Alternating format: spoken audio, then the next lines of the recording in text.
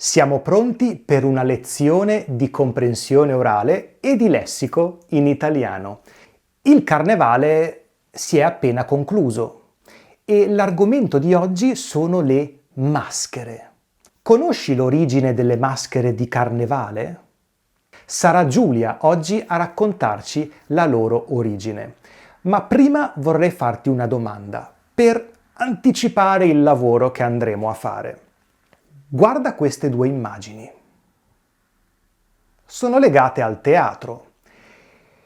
Se ti dico commedia dell'arte, a quale delle due immagini sto facendo riferimento?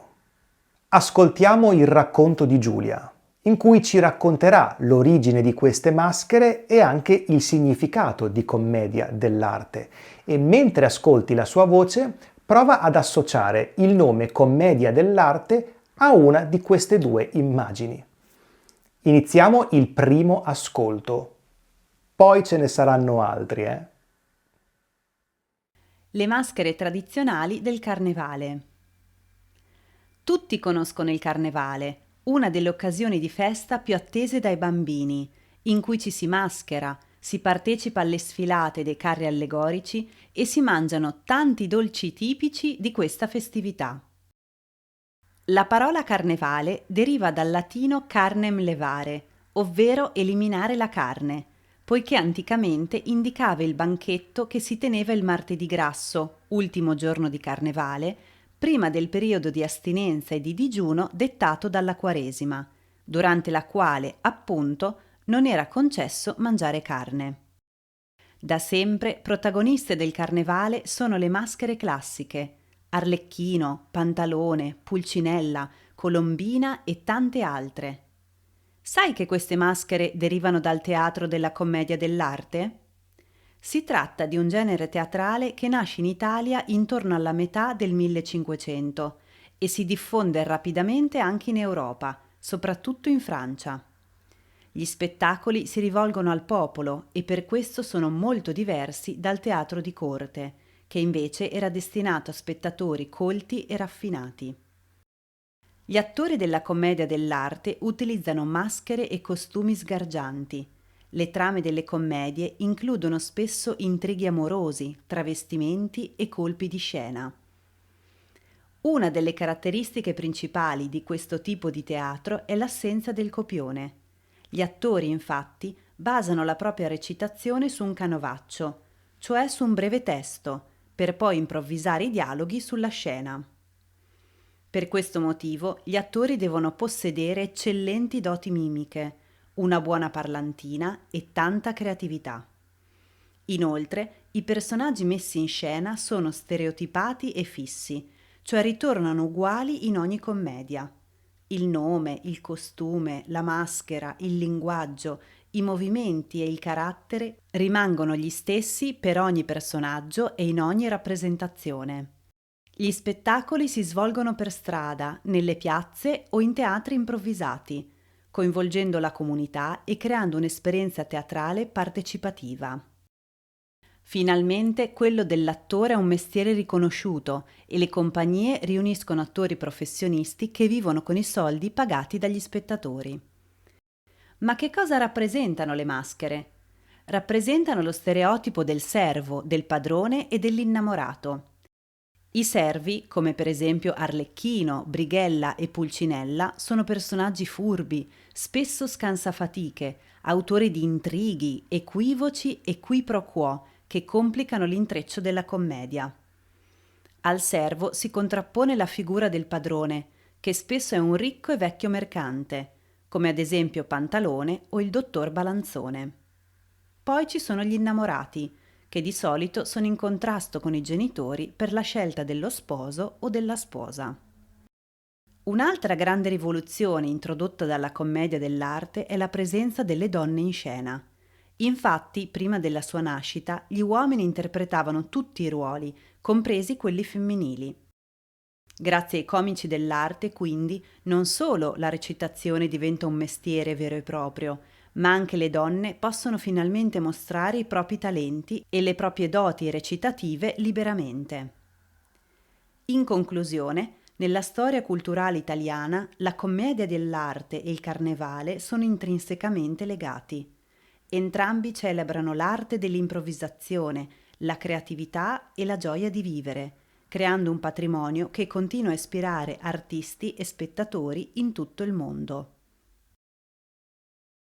Bene, l'immagine che rappresenta meglio la commedia dell'arte è questa: dei palchi improvvisati, delle rappresentazioni per il popolo, molto diverse dalle rappresentazioni di corte aristocratiche. Ma adesso procediamo con un secondo ascolto e andremo più in profondità nella comprensione, perché ti farò delle domande più dettagliate. Dopo procederemo con le attività di lessico. Bene, ti mostro un esercizio sullo schermo. Non devi rispondere in questo momento, ma risponderai durante il secondo ascolto. Va bene? Dovrai indicare se le frasi sono vere o sono false. Leggiamole insieme e poi ascoltiamo di nuovo Giulia e il suo racconto.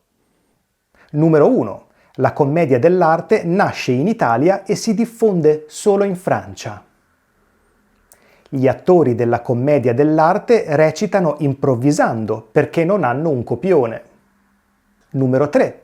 I personaggi della commedia dell'arte hanno caratteristiche fisse, uguali in ogni commedia.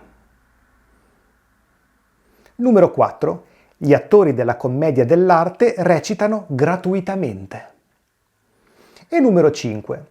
Nelle commedie dell'arte i servi sono rappresentati come persone molto diligenti e operose.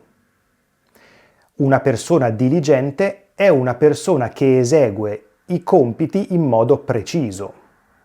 Ascoltiamo di nuovo il racconto di Giulia e prova a indicare se queste affermazioni sono vere o false. Le maschere tradizionali del carnevale. Tutti conoscono il carnevale, una delle occasioni di festa più attese dai bambini, in cui ci si maschera, si partecipa alle sfilate dei carri allegorici e si mangiano tanti dolci tipici di questa festività. La parola carnevale deriva dal latino carnem levare, ovvero eliminare la carne, poiché anticamente indicava il banchetto che si teneva il martedì grasso, ultimo giorno di carnevale, prima del periodo di astinenza e di digiuno dettato dalla Quaresima, durante la quale, appunto, non era concesso mangiare carne. Da sempre protagoniste del carnevale sono le maschere classiche: Arlecchino, Pantalone, Pulcinella, Colombina e tante altre. Sai che queste maschere derivano dal teatro della commedia dell'arte? Si tratta di un genere teatrale che nasce in Italia intorno alla metà del 1500 e si diffonde rapidamente anche in Europa, soprattutto in Francia. Gli spettacoli si rivolgono al popolo e per questo sono molto diversi dal teatro di corte, che invece era destinato a spettatori colti e raffinati. Gli attori della commedia dell'arte utilizzano maschere e costumi sgargianti. Le trame delle commedie includono spesso intrighi amorosi, travestimenti e colpi di scena. Una delle caratteristiche principali di questo tipo di teatro è l'assenza del copione. Gli attori, infatti, basano la propria recitazione su un canovaccio, cioè su un breve testo, per poi improvvisare i dialoghi sulla scena. Per questo motivo gli attori devono possedere eccellenti doti mimiche, una buona parlantina e tanta creatività. Inoltre, i personaggi messi in scena sono stereotipati e fissi, cioè ritornano uguali in ogni commedia. Il nome, il costume, la maschera, il linguaggio, i movimenti e il carattere rimangono gli stessi per ogni personaggio e in ogni rappresentazione. Gli spettacoli si svolgono per strada, nelle piazze o in teatri improvvisati, coinvolgendo la comunità e creando un'esperienza teatrale partecipativa. Finalmente quello dell'attore è un mestiere riconosciuto e le compagnie riuniscono attori professionisti che vivono con i soldi pagati dagli spettatori. Ma che cosa rappresentano le maschere? rappresentano lo stereotipo del servo, del padrone e dell'innamorato. I servi, come per esempio Arlecchino, Brighella e Pulcinella, sono personaggi furbi, spesso scansafatiche, autori di intrighi, equivoci e qui pro quo che complicano l'intreccio della commedia. Al servo si contrappone la figura del padrone, che spesso è un ricco e vecchio mercante, come ad esempio Pantalone o il dottor Balanzone. Poi ci sono gli innamorati, che di solito sono in contrasto con i genitori per la scelta dello sposo o della sposa. Un'altra grande rivoluzione introdotta dalla commedia dell'arte è la presenza delle donne in scena. Infatti, prima della sua nascita, gli uomini interpretavano tutti i ruoli, compresi quelli femminili.